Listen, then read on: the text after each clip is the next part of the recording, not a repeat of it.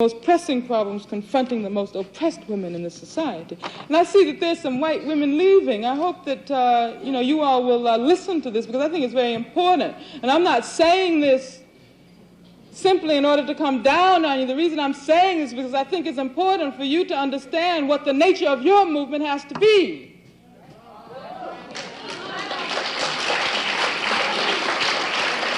The reason why I'm focusing on the plight of working women and poor women, third world women, is because these are the masses of women. As a member of the Communist Party, as a Marxist, I see working people as being the agents of revolution. And I see black working people, Chicano working people, Puerto Rican working people as being in the vanguard of that revolution. Sometimes, when I talk about the question of the working class, I've confronted situations where, black people, and most of them are non-working people, say, what's all that worker talk about? I don't want to hear anything about workers. I want to hear about black people. But 94% of black people are working people.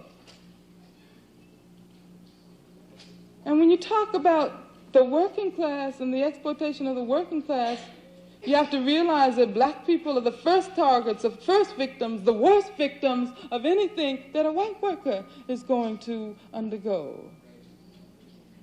And that has always been the case throughout our history. The problem is that a lot of white workers don't understand that racism has historically been the most effective weapon, not only in order to ensure the super exploitation of black workers and workers of color, but in order to facilitate the exploitation of white workers. Because racism turns the head of the white worker towards the black worker as being his enemy, and he forgets that there's somebody up there in those corporation suites who has his foot on their heads and who's oppressing them. They forget about that.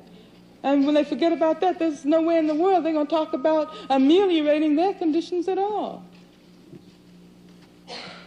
And that's why I think that in general, when you talk about struggles of working people in this country, it has to be recognized that the fight against racism is the central priority, and no white worker can ever attain any kind of consciousness of his condition unless he understands or she understands the need to participate in the fight against racism. And I say this also to women in the women's movement.